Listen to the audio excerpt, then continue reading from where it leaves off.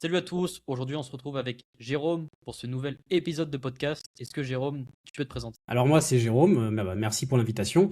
Je suis dans l'email marketing depuis octobre 2022, je me suis lancé là-dessus et j'ai très très vite évolué, donc aussi bien auprès d'infopreneurs que de d'e-com. Et donc je suis passé un petit peu par toutes les facettes, du freelance, modèle d'agence. Aujourd'hui j'ai plusieurs business qui ne sont pas que basés sur l'email marketing justement parce que je fais un petit peu de tout simplement. Et voilà, l'évolution m'a fait, m'a fait partir sur des domaines complètement différents. Partie de l'email marketing aujourd'hui à gérer des business dans leur globalité. Voilà. Parfait, donc tu as commencé en freelance et ensuite tu as basculé en agence, c'est ça? C'est ça. En fait, j'ai mis 5 mois à vivre du copy, un coup que je me suis lancé. En 5 mois, je démissionnais de mon taf. Je gagnais autant, je gagnais bien. Et après, j'ai voulu me lancer sur le modèle d'agence. J'ai d'abord tout seul en recrutant des freelances que je connaissais. Ensuite, j'ai monté une agence avec deux autres personnes. On a arrêté l'agence parce qu'en fait, ça nous saoulait, parce que c'est un travail en fait de recrutement. Et est-ce Mhm. qu'on avait envie vraiment juste de recruter des clients, des freelances, devoir les former sur le tas pour faire avec notre méthode qui est complètement différente du marché? Bah, en fait, c'était trop chiant. On s'est rendu compte que c'était trop chiant. Les former, oui. Gérer en fait autant de personnes pour un modèle qui ne nous correspond pas en fait, tout simplement. On s'est dit ça sert à rien et on a arrêté l'agence et en fait on travaille sur des projets annexes ensemble toujours, mais plus sur le modèle d'agence. Vendre de la prestation de service, c'est plus notre intérêt. D'accord, donc aujourd'hui est-ce que tu as encore ton agence? Est-ce que tu as complètement arrêté? Ou qu'est-ce que tu fais concrètement? Alors non, j'ai l'agence, elle a arrêté. En gros, moi je travaille qu'avec des entreprises qui ont envie de bosser avec moi. Je suis partenaire avec un e-com parce que ça fait 2 ans qu'on travaillait ensemble et maintenant je suis partenaire, donc j'ai un pourcentage de la boîte. Maintenant, j'ai une opportunité qui est tombée, donc ce que je voulais lancer. J'ai deux business à lancer, deux business que je suis en train de préparer. Et en fait, j'ai une marque que je connaissais, que j'avais vu leur lancement, et là, qui font un deuxième crowdfunding, et ils montent des marchés, ils veulent absolument bosser avec moi. Donc voilà, en fait, en urgence, je suis en train de préparer un gros lancement pour eux, sur toute la partie emailing, justement, pour essayer de garder les gens, faire monter la hype, pour que réussir le lancement du crowdfunding, parce qu'un crowdfunding, ça marche sur les 2 jours. Ouais. Et là, j'ai, pareil, une marque e-com à 60 millions à auditer, avec peut-être potentiellement du consulting derrière. Mais voilà, donc j'ai ces parties-là et puis j'ai aussi la formation. Je- En fait, c'est pas une formation, c'est un mentorat donc de 2 mois où je forme les gens en email marketing pendant 8 semaines intensives où ils doivent écrire les emails. Je leur fais écrire 6 séquences. Je leur apprends à utiliser l'IA correctement, pas en mode écris-moi un email et basta. Non, ça marche pas comme ça. Donc voilà, bref, t'as un ensemble de toutes mes activités. Ok, Ça va loin. ouais, c'est clair, non, c'est cool. Et est-ce que tu as des chiffres un peu à nous donner sur le freelancing, l'agence? Enfin, par exemple, pour passer de freelance à agence, tu as attendu de faire combien de chiffre d'affaires? Et puis en agence, tu as pu réaliser combien? Et puis après, tu as retombé freelance aujourd'hui? En fait, en perso, je faisais 180 000 euros de chiffre d'affaires par an. En 180 000. moyenne 15 000 par mois. En agence, on était à du 5 000 parce qu'en fait, on a vite arrêté. Mais en fait, on a attiré des clients très rapidement. Ok. Et on a arrêté. On était à 5 000 par mois, mais on a très vite arrêté en fait parce qu'on s'est dit, ouais, en fait, on se prend la tête pour pas grand-chose alors qu'on a des business de notre côté ou des contrats à gérer ou autres qui cartonnent à côté. Et le modèle en termes d'investissement et retour financier n'était pas intéressant par rapport à nos autres business. Mais on aurait voulu scaler, on aurait été bien plus au-delà de ça. Même moi, de mon côté, en fait, je me restreins et je travaille qu'avec très peu de clients. Je travaillais jamais avec plus de 3 4 personnes à la fois. Et voilà, du coup, j'étais à 180 000 euros de CA et très peu de charges étant donné que je suis en Bulgarie comme toi. Tu te rends Ouais, compte un petit peu de combien ça peut faire en rentabilité dans la poche. c'est une bonne rentabilité, On c'est dépasse les 100 000. Large. ouais, c'est très propre. Et donc en fait, il y a plusieurs manières d'évoluer quand tu es freelance. La voie la plus évidente, enfin, c'est un peu ce qui est commun, c'est bah ok, je recrute, je bascule en agence. Et toi, tu as quand même évolué avec un autre modèle. Donc c'est peut-être intéressant de creuser un peu, qu'au final, tu as peu de clients, mais j'imagine que tu as augmenté tes prix par rapport à il y a 2 3 ans. Tu es sur des plus gros deals, sûrement. Tu peux nous en dire plus dessus sur comment tu as voulu scaler en prestat de service sans passer en Ouais. agence. Si tu es freelance et que tu regardes cette vidéo, écoute ça. Tu as peut-être envie d'ajouter 1 à 2 clients récurrents en plus par mois à ton activité. Si jamais la prospection ça marche pas pour toi, que le bouche-oreille ça suffit pas non plus, que tu sais pas par quoi commencer, sache qu'il existe une solution. Une solution qui a permis à Alice de passer de 3 000 à 10 000 euros par mois sans avoir à créer de contenu tous les jours, sans faire de la publicité. Et tu sais quoi? C'est exactement pour des freelances comme toi que j'ai créé l'université des freelances. Et depuis que je suis l'accompagnement de Bastien, j'ai réussi à avoir 3 voire 4 appels de vente en l'espace de 2 semaines. Là, toutes les semaines, j'ai des DM de personnes qui me contactent pour savoir ce que je propose. Et j'ai réussi à passer en octobre, du coup, un palier assez important avec 15 000 euros de chiffre d'affaires et une très très bonne marge. Aujourd'hui, je me retrouve avec 2 offres maintenant qui sont assez solides, où j'ai pu d'ailleurs en vendre une à 3 900 euros par mois. Il sait exactement de quoi il parle et pour le coup, il maîtrise très très bien son sujet. Et là, au mois de juin, normalement, allez, je dirais ça devrait être entre 7 et 10, on va dire comme ça. Voilà. 7 et 10 000 encaissés. C'est ça, entre 7 et 10 000 encaissés en CA.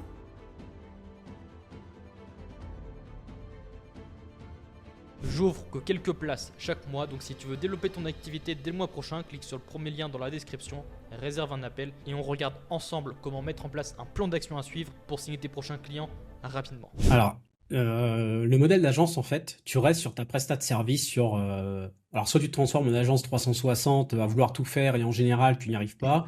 Soit tu te concentres sur... moi, c'était l'emailing, donc emailing. Le problème, c'est que, en fait, c'est toujours à peu près la même chose. Et pour scaler comme ça, moi, je voyais pas l'intérêt. Donc, en fait, je me suis un peu transformé déjà à travailler tout le temps avec des e-com. Je me suis rendu compte que je pouvais apporter beaucoup plus, tout simplement, et avec des formations également. Améliorer le SEO, améliorer le site, améliorer les ads, trouver des stratégies marketing. Bref, global vraiment consulting. Et en fait, tu deviens un CMO.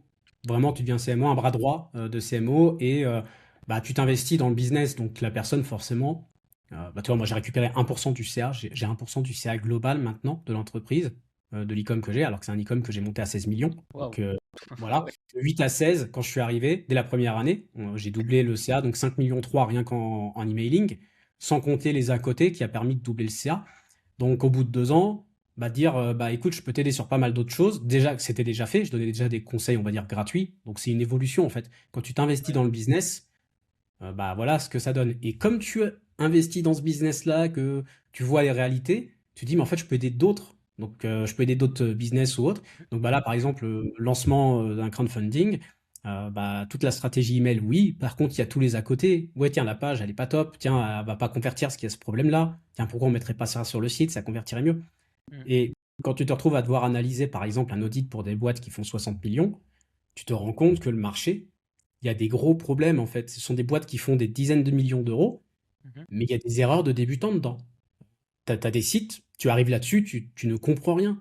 Tu vas cliquer dans une catégorie, tu as des catégories qui n'ont rien à faire là, qui sont dedans, quoi. Genre, pour donner un exemple, tu arrives sur un site, tu vas sur, par exemple, si je vais sur du streetwear, tu arrives pour hommes et tu arrives dans la catégorie hommes, dans une catégorie, tu as des vêtements pour femmes. C'est la pire chose à faire, tu vois. Et ça, tu as des erreurs dans des gros business, je les vois partout. Et en fait, tu te dis, il n'y a que ça à faire. Et aujourd'hui, moi, je me prends plus la tête. Assistante numéro 1. Je me prends toujours la tête. Je me prends plus la tête à démarcher ce que je faisais avant. Et en fait, maintenant, je vois que j'ai juste à parler avec les gens. Et il y a des gens qui arrivent en me disant, j'ai parlé de toi parce que j'ai quelqu'un qui cherche là-dessus. La personne arrive et puis en général, ça se colle facilement. Et en termes de pricing, je vais pas te mentir, mais genre pour des missions de 3 mois avec 3 à 4 séquences et puis 2 emails par semaine, c'est du plus de 10 000 euros. Alors qu'en freelance, tu ne factures pas ça. Freelance, c'est quoi 100 euros, 300 euros l'email à l'unité? En général, débutant, c'est 50. Quand tu commences à avoir un peu d'expérience, tu peux facturer 100, voire 200 en fonction du type d'email. Si c'est juste pour faire un joli petit design et basta, moi je trouve que ça vaut rien. Tu peux le faire avec Canva et ChatGPT maintenant. Quand tu fais des emails éditoriaux comme nous, qui permettent de convertir, quand tu vois la différence derrière, oui, ça justifie le 200 et voire même le prix au-dessus quand tu vois les résultats que ça apporte. Ouais, parce que en fait, la différence, c'est que tu t'impliques vraiment dans la responsabilité du résultat, quoi. Ouais, et toujours. Confiance pour le résultat, pour la transformation que tu apportes. Et ce qui est avantageux, c'est que moi, je conseille pas forcément de se reposer toujours sur le bouche-oreille. Mais dans ton cas où tu as 3, 4, 5 clients max et tu es sur des relations très long terme, en fait, le bouche-oreille, ça suffit largement dans ton cas. Bah, ça suffit. Après, j'ai toujours eu les réseaux quand même. J'ai toujours eu LinkedIn. Avant, j'étais Ok. sur Twitter à l'époque. Maintenant, je suis sur LinkedIn depuis quelques temps. Parce que c'est toujours intéressant, en fait. Il faut développer aussi son personal branding, tu vois, juste pour ça. Parler des projets que tu fais, parce que même quand on te parle de toi, c'est important d'avoir un endroit où les gens peuvent venir vérifier, voir un peu ce que tu dis, C'est vrai, hein. voir les résultats que tu as pu apporter. Et ça, on s'en est rendu compte parce qu'avec un des anciens associés de l'agence, Mhm. avec qui je travaille sur d'autres projets justement, bah, lui, il avait démarché un petit peu pour essayer de trouver des clients. Il s'est rendu compte que tous les profils qui démarchaient allaient consulter son LinkedIn, alors que c'était du cold email. Ouais. Ah, c'est Et ouf, c'est pour hein. ça que c'est Ouais. important. Ok. Tu vois, c'est tout bête, mais ils allaient voir le LinkedIn. Tiens, c'est vrai, il est sur LinkedIn. Tiens, il y a des études de cas, il y a des explications ou autres. Bah, résultat, derrière, oui, tiens, je veux bien un call. J'ai vu que tu faisais ça pourrait nous être intéressant. Bah voilà. Et donc, s'il y a des freelances qui nous écoutent, qui ont envie de scaler, de se développer un peu avec ton modèle, où ils commencent, je sais pas, à prendre des parts dans des boîtes, à prendre plus de responsabilités, à toucher à différents services, différents pôles d'une entreprise, comment ils peuvent faire? Parce que, tu vois, à l'origine, une entreprise fait un appel à un freelance, donc à un exécutant, pour une tâche précise. Mais Ouais. comment lui, il peut monter en responsabilité au sein de la boîte, tu vois, renégocier son contrat, comment prendre un pourcentage comme tu as pu le faire? Est-ce que tu as des conseils là-dessus? Alors, moi, j'avais commencé ma mission, je prenais un fixe plus un pourcentage sur les résultats de la newsletter, en sachant que je gérais tout l'écosystème emailing. Donc, c'était à perte, j'écrivais les séquences, par contre, je gagnais rien dessus. Donc déjà, c'était un truc, j'avais facturé un tout petit truc pour les séquences. Par contre, newsletter, bah, tout est équilibré, tu vois, c'était du 53-47%. Donc Hmm. déjà, ils ont vu que j'étais là pour apporter des résultats. Donc déjà, la première step, c'est de bien maîtriser son domaine. Et quand tu maîtrises bien ton domaine, que tu as deux, trois clients et puis que tu es bien, plutôt que de te dire, tiens, je vais créer juste une agence, aller recruter à plein, il faut se dire, tiens, je vais me former sur autre chose. Je vais me Ok. former peut-être sur le BizDev. Je vais me former, tiens, bah, moi, je suis spécialisé e-com, je vais peut-être me prendre des formations e-com chez des mecs bien reconnus qui ont des formations de qualité pour voir comment ça fonctionne. Parce que si tu connais pas comment ça fonctionne, tu peux pas deviner. Ouais, Tu tu as peux pas besoin d'être aider dedans. sur d'autres aspects du business, quoi. Voilà, donc en fait, tu vas te renseigner sur tout ça, même si c'est infopreneur, tu vas te renseigner, tu vas voir des trucs, tu vas te former sur de la copie longue si tu fais que de la copie courte. Tu vas te former sur la partie, si c'est infopreneur, c'est la partie VSL, peut-être même script YouTube, il y a une grosse demande là-dessus. Moi, il y a quelqu'un que j'ai formé pour un de mes business qui aujourd'hui écrit pour les plus grands du make money, quoi, sur le domaine de la finance, sur YouTube. Si j'ai Ok. pas le droit de te dire le nom parce que j'ai un NDA dessus, Ok. mais si tu sais pour qui j'ai travaillé, je suis sur les ads, je suis sur la VSL. Les gens, s'ils voient ça, ils savent tout de suite de qui je parle. Quand tu travailles pour des gens comme ça, nous on l'a placé là-bas. Maintenant, il est demandé par tous les plus gros du make money en France. Hmm. Donc là-dessus, il y a une demande parce qu'il n'y a personne. Vraiment, les scripts YouTube, il n'y a rien. Donc si tu te dis, bah tiens, infopreneur, ok, je gère bien l'email ou autre, bah tiens, derrière, je peux peut-être travailler les VSL, les scripts.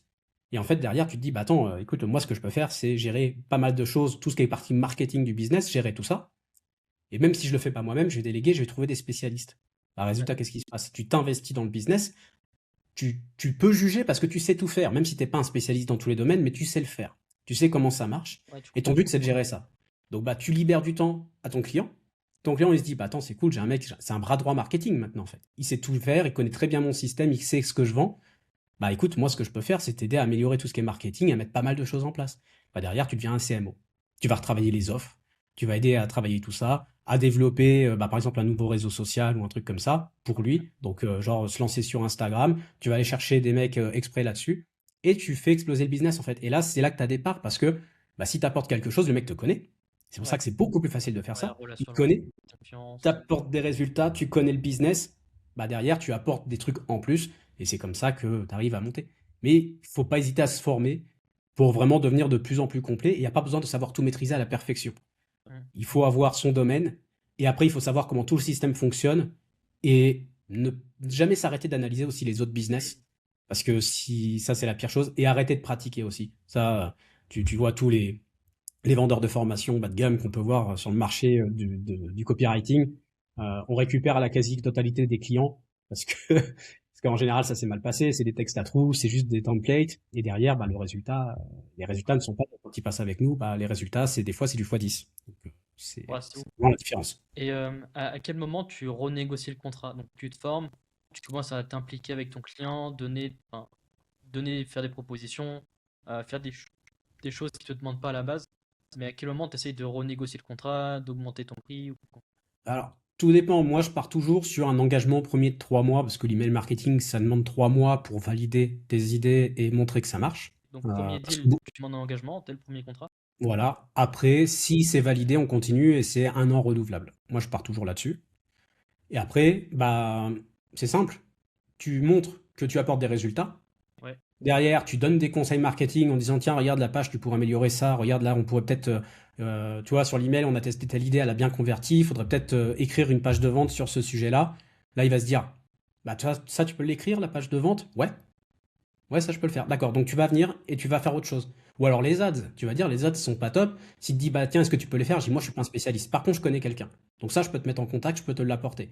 Et moi, c'est comme ça que j'ai pu prendre aussi de la place dans le business. C'est que quand il avait besoin de quelqu'un, Ouais. il venait me contacter. Il me disait, est-ce que tu connais quelqu'un pour faire ça? Est-ce que tu connais quelqu'un pour faire ça? Tiens, est-ce que pour toi, cette idée, elle est bonne? Tu t'impliques, tu prends le temps d'expliquer. Tiens, attends, t'as des profils, attends, je connais 3 profils, je fais les calls avec eux, dis-moi ce que tu as besoin, je fais les calls avec eux, je t'envoie le profil qui correspond le plus. C'est savoir donner pour recevoir, parce que si la personne voit que tu t'impliques, et que derrière, il se dit, je veux encore développer le business, bah, il va faire quoi? Il va aller chercher un mec qu'il connaît pas, ou il va aller chercher un mec avec qui tu travailles depuis quelques temps, et qui a apporté du monde ou autre, et c'est là que tu vas renégocier. Tu dis, bah écoute, moi par contre, s'il y a plus de responsabilités, bah au pire, je prends un petit pourcentage du bénéfice, tu connais ta marge.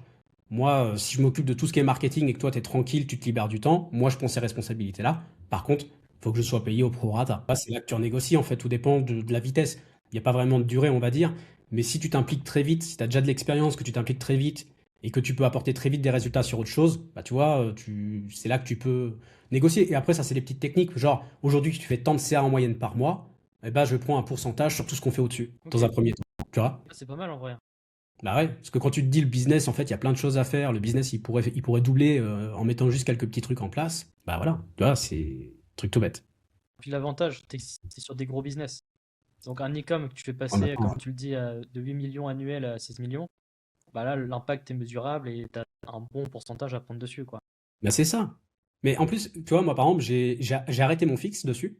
Donc j'ai gardé que le pourcentage de la newsletter et j'ai 1% du CA global en plus. Et j'ai pris des trucs à ma charge, donc on a développé des trucs que j'ai pris à ma charge. Donc je sais très bien que je m'asseyais sur 70 000 euros, Ouais.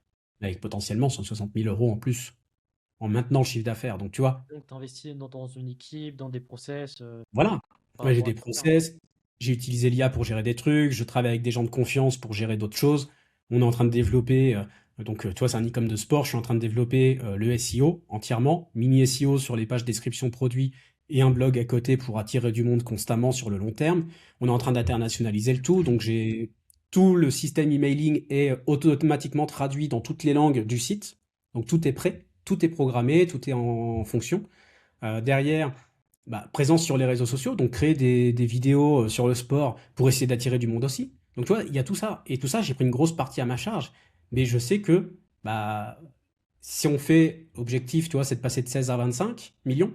Ouais. Bah, si on fait 25 millions, pour moi, c'est tout bénef. L'investissement que j'ai mis dedans, c'est que dalle. Et l'objectif, c'est de le faire décoller. On a rajouté des catégories, on a rajouté plein de choses, on a rajouté plein de produits, des nouvelles catégories de produits. Tu vois, on développe. Moi, je suis là aussi pour ça. Parce que quand tu t'impliques dans un business, par contre, tu gères pas 4 business comme ça. Tu vas réduire, tu vas en faire 2, tu as un petit business à côté que toi tu développes, et puis en fait, ça se finit comme ça. Ouais. Alors, pour ceux qui nous écoutent, enfin, ce modèle, ça existe, c'est pas Jérôme qui l'a inventé, et ça s'appelle l'intrapreneuriat. C'est le fait d'entreprendre au sein d'entreprises existantes. C'est C'est un ça. super modèle. Je me souviens plus du nom, mais tu as une boîte qui aide à faire ça, qui est à t'apprendre à devenir des bras droits de CIO, en fait, des CMO. Vraiment des bras droits marketing, en fait, pour gérer tout, en fait. Et c'est une évolution. Moi, j'ai pas fait cette formation-là parce que, bah, tu me connais, en fait, j'ai déjà eu des entreprises avant, j'ai eu une pâtisserie pendant 3 ans, j'ai eu un café à Sofia, j'ai eu pas mal de choses, j'ai eu l'habitude de gérer des employés, j'avais déjà été chef avant. Donc, en fait, moi, ça, je savais déjà gérer, donc j'ai pas eu besoin de me former. Et le côté marketing, je me suis formé de mon côté. Ouais. Mais il y a des formations pour apprendre à faire ça, parce que quand on a des compétences, par exemple en copywriting, à partir du moment où tu apprends les bases du copywriting, que tu sois ghost, que tu sois email marketer, que tu fasses de la copie longue, bah tu connais un petit peu comment ça fonctionne, tu te formes un petit peu là-dessus et tu te rends compte que tu peux apporter énormément. Parce que le niveau du business, tu as en France très peu de business qui sont vraiment bien calés dans tous les sens. Et le business, il évolue tellement que tu as besoin de toujours évoluer, donc de toujours te former et bah, de t'entourer des meilleurs en fait. tout simplement. Tu dois t'entourer des meilleurs pour apporter plus de résultats, parce qu'au bout d'un moment, tu peux pas tout faire. Ouais, non mais c'est clair, un CEO, le but c'est de mettre la vision. Après, son job C'est c'est ça. de créer son équipe d'Avengers, c'est d'avoir des cracks dans chacun des. C'est pas simple du tout.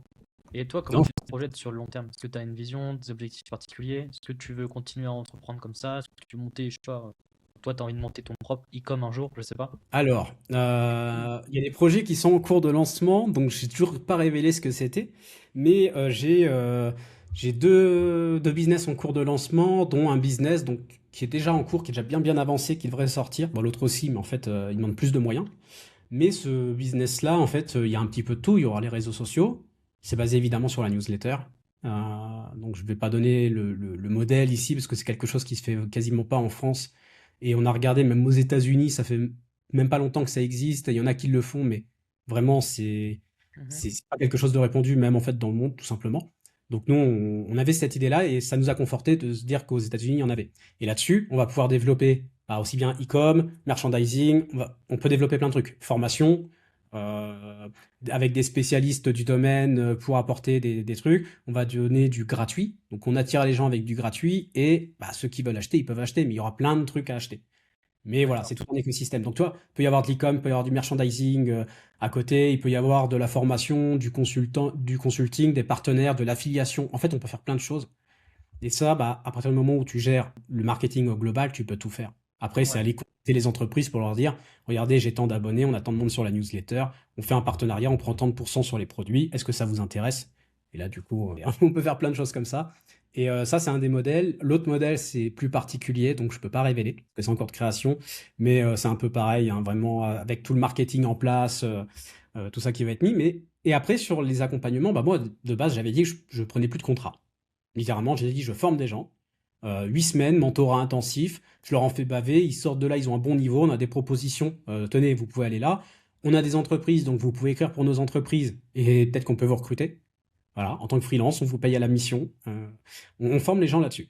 Donc je suis dans Copy House, hein, donc, où il y a Ouais. Charles Marat. Donc il y a plusieurs spécialistes dans tous les domaines. Et nous, si on a des spécialistes, ce qu'on a déjà fait, moi je fais déjà travailler 3-4 personnes tous les mois sur mes propres business ou les business qu'on a en commun. On crée, nous on a la Dream Team en fait. Les gens qui sont bons, on les a, on les forme, donc on les garde pour nous. C'est parfait. Et les gens, en fait, ils peuvent pas bosser que pour nous. Donc, ils ont d'autres missions et on les amène, comme j'ai dit, chez des grands noms des fois. Donc, voilà. Donc, tu vois, on a tout ce modèle-là. Et moi, j'avais dit, je prenais plus de clients. Donc, je donne des fois des contrats que je peux avoir, je les donne aux gens que je forme. Et en fait, il y a des opportunités qui se présentent, des fois que tu peux pas refuser. Genre, le lancement d'un crowdfunding pour une boîte que je kiffe, je l'ai fait parce que c'est par pur plaisir, même si je vends cher ma presta. Ils ont eu envie de bosser avec moi, le produit, je le kiffe, j'avais envie de le tester, donc tu vois, c'est une opportunité, tu la prends parce que c'est irrationnel. Et l'autre opportunité, c'est pareil, on te propose de bosser peut-être avec une boîte à 60 millions, bah tu acceptes parce que c'est du consulting, tu vas pas aller retaper tous les emails, tu vas pas aller refaire le site toi-même. Par contre, pour du consulting, tu te dis je le fais parce que une boîte à 60 millions, Ton budget, qui cherche à se développer à l'international, tu peux faire ça parce que moi je l'ai déjà fait. Ah, vas-y, ouais. l'opportunité est trop belle, c'est moche de dire non. Et en fait, j'ai closé le premier e-com, le deuxième dans la journée, j'avais l'opportunité. On me dit tiens, Jérôme, t'es intéressé, il y a quelqu'un qui cherche ça. Et c'est la même personne qui t'a recommandé ou c'est- Non, deux personnes différentes. Mais les compétences, les résultats, c'est pour ça que c'est important d'avoir du réseau aussi et d'être présent sur les réseaux sociaux parce que les gens te connaissent. Mhm. Et j'ai déjà des gens qui sont venus me voir en me disant tiens, on m'a proposé ça, mais moi en fait je sais pas faire. Est-ce que toi tu fais? Ouais, ouais.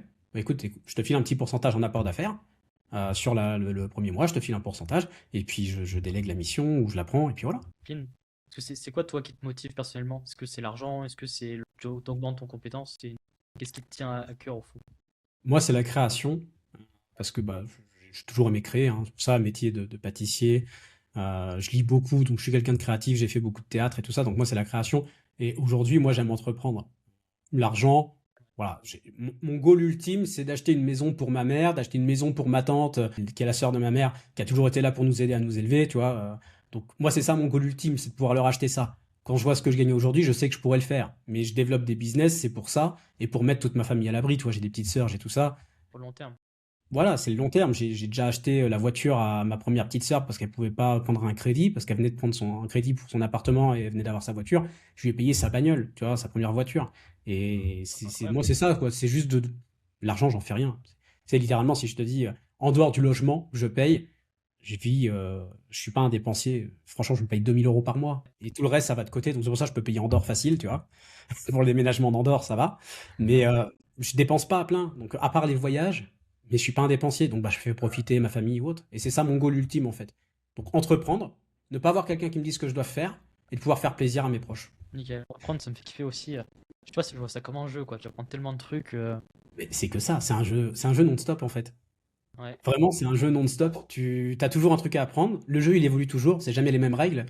Parce que dans le business, tu vois bien, tu es dedans depuis assez longtemps pour voir qu'entre le début ou qu'au moment où tu as commencé aujourd'hui, les règles sont plus les mêmes. Il y a plein de choses qui évoluent. 100%, Donc en le fait, marché il bouge tout le temps, le marché il est c'est que ça. vivant. Ouais. C'est pour ça que je te dis, les formateurs qui vendent des formations, qui ne bossent plus, qui n'ont plus les mains dedans, faut les éviter, ces gens-là. Ouais, entièrement d'accord. Et je pense que c'est vraiment pour cette raison-là que je continue de construire mon agence.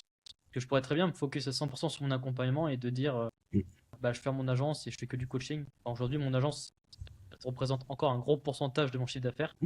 Donc ce serait débile d'arrêter un business qui marche bien et qui tourne bien. Et puis même, pour ta formation, pour l'accompagnement que tu as toujours en fait une évolution. Et moi, ce que je faisais au début et ce que je fais aujourd'hui, ça n'a rien à voir.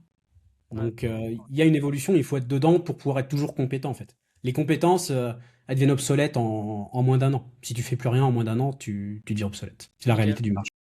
Est-ce que tu as un mot de la fin, Jérôme? Un mot de la fin. Faut pas se comparer aux autres. Moi, je connais des gens qui ont mis dans le business beaucoup de temps à décoller, qui étaient compétents mais qui avaient du mal à trouver des clients ou autres. Donc ça, il faut pas se décourager parce que c'est facile de bien parler. Et je connais beaucoup de gens qui parlent bien, mais quand il s'agit de faire le boulot, il n'y a plus rien. Et j'en connais beaucoup qui savent bosser, mais qui ont du mal à trouver des clients parce qu'ils savent pas bien parler. Et qui pourtant, quand ils sont dedans, c'est des gens que j'ai fait travailler qui sont tout simplement excellents. Donc faut pas vraiment se décourager. Faut pas essayer de griller les étapes. Moi, je dis toujours que mes revenus et puis l'évolution que j'ai eue, faut pas croire que c'est comme ça. Et je ne vends jamais ça moi-même. Parce qu'il faut pas écouter les formateurs qui font des monts et merveilles, qui vendent du rêve comme ça. C'est gardez les pieds sur terre et ne croyez pas tout ce que tout le monde peut vous raconter. Ouais, souvent c'est un peu chacun son chemin, quoi. Chacun fait ça en évolution et arrive à sa destination au final, toujours. Si les Exact. actions sont faites, la destination arrive toujours. C'est ça. Des fois, il faut juste pas être trop impatient. Ouais. Nickel, bah, merci beaucoup, Jérôme. Merci Merci d'avoir à été toi. là.